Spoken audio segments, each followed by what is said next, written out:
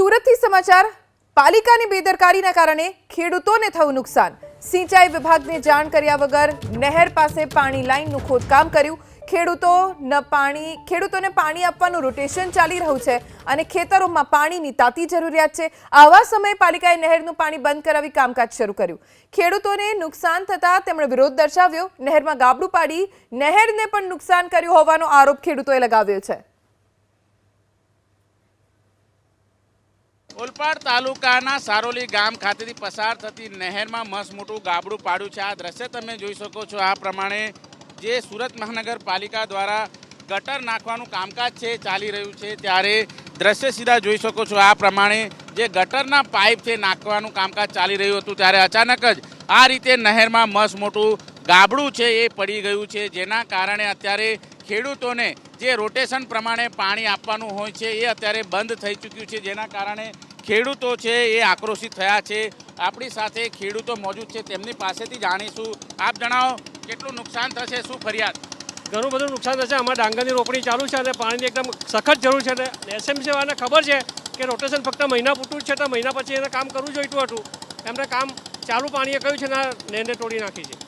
તમે શું કહેશો, કઈ રીતની ઘટના બનવા પામી છે? આ ગાબડું કેમ પડ્યું? રાટાજરામાં ખેતરોમાં પાણી બંધ થયું, નહેરમાં પાણી બંધ થયું, એવી ભ્રમકતા ફેલાવવામાં આવી કે નહેરમાં ગાબડું પડ્યું છે એટલે પાણી બંધ થયું। પણ હકીકતમાં સવારે આવીને સ્થળ પર આવીને મેં જ્યારે જોયું ત્યારે એસએમસી દ્વારા કામગીરી કરવામાં આવી રહી હતી। મેં ત્યારે એસએમસી વાળાને પૂછ્યું અધિકારીઓને, ત્યારે મને એમ જણાવ્યું કે અહીંયા નહેરમાં ગાબડું પડ્યું છે। પછી રિયલમાં જ્યારે મેં અહીંયા જોયું તો એ લોકોને ડ્રિલિંગ સમય દરમિયાન અહીંયાથી નહેરમાં ગાબડું પડ્યું છે અને નુકસાન એસએમસી વાળા કર્યું છે। ગાબડું પડ્યું નથી પણ પાડવામાં આવ્યું છે ને રોટેશનને સમય દરમિયાન કામગીરી કરવાથી ખેડૂતોને ભારે નુકસાન થવાનું છે, એ વાત ચોક્કસ છે। બિલકુલ, ખેડૂતોને કેટલું પાણીની જરૂરિયાત છે અત્યારે? ખાસ કરીને અત્યારે ડાંગરની વાવણી ચાલુ છે અને ઘણા પર ડાંગર વાવણી પણ કરી દીધી છે, અને જો અત્યારે પાણી નહીં મળશે તો આ જે ડાંગરનો રોપણીનો પાક છે એ ટોટલી સુકાઈ જશે, કારણ કે એમાં તો અમારે દરરોજના પાણીની 5 થી 5 દિવસમાં પાણીની રિક્વાયરમેન્ટ હોય છે, અને જો આ પાણી નહીં મળે તો ખરેખર પાક સુકાઈ જશે અને ખેડૂત આમાં બહુ મોટું નુકસાન થશે। એમાં તમે જણાવો, કઈ રીતે અત્યારે નહેરમાં ગાબડું પડ્યું છે, ત્યારે કઈ રીતે નુકસાન થશે? આપણી સાથે દર્શનભાઈ નાયક મોજૂદ। દર્શનભાઈ, શું આરોપ?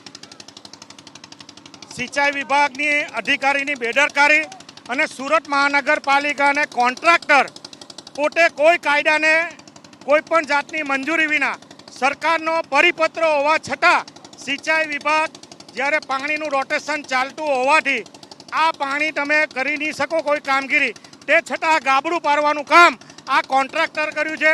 એની સામે તાત્કાલિક અસરથી પોલીસ ફરિયાદ દાખલ થવી જોઈએ, અને જે ખેડૂતોને નુકસાન થયું છે એ નુકસાન એનું સર્વે થવું જોઈએ।